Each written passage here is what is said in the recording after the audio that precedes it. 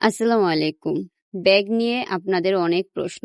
আমি জানি আমার অনেক আপুরা ব্যাগ বানানোর কাজ করেন। তো ম্যাক্রামের ব্যাগ বানানোর কাজ করেন, ঠিক আছে। কিন্তু অনেক আপুরা আমাকে আইসা মেসেজে বলেন যে আপু আমি একটি ব্যাগ বানাবো, কতটুকু সুতা লাগবে? আপু আমার ব্যাগ বানাতে সুতার মাপটা কতটুকু নিব?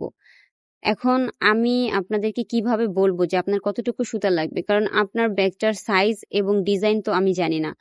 আপনারা আইসা বলেন যে আমি ব্যাগ বানাবো, কতটুকু সুতা লাগবে, কিন্তু কোন ডিজাইনের বানাবেন বা কতটুকু সাইজের বানাবেন সেটা তো আর আমাকে বলেন না।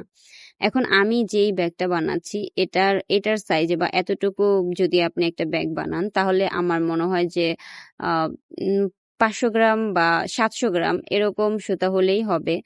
তো আমি আসলে অ্যাকুরেট জানি না এটাতে আমার কতটুকু সুতা লেগেছে। তবে আপনারা সবসময় চেষ্টা করবেন ম্যাক্রামের কাজে সুতাটা একটু বেশি নেওয়ার।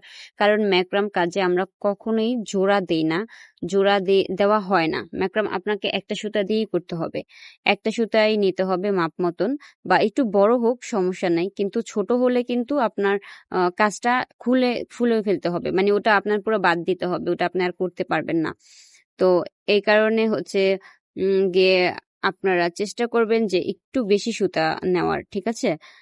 আচ্ছা, এই ব্যাগটা সেলাই করতে আমি জানি কম বেশি সবাই পারেন, তাও আমি একটু ভিডিওর মাধ্যমে দেখিয়ে দিলাম। আর ব্যাগটার কালার কেমন হয়েছে, ডিজাইনটা কেমন হয়েছে একটু কমেন্টে জানাবেন অবশ্যই। আমি কিন্তু ব্যাগের কাজ একেবারেই ছেড়ে দিয়েছিলাম, কিন্তু এখন আবার অনেক আপুরাই চাইছেন ব্যাগ, এই জন্য আমি আপনাদের জন্য আবার ব্যাগ বানাচ্ছি। আসসালামু আলাইকুম।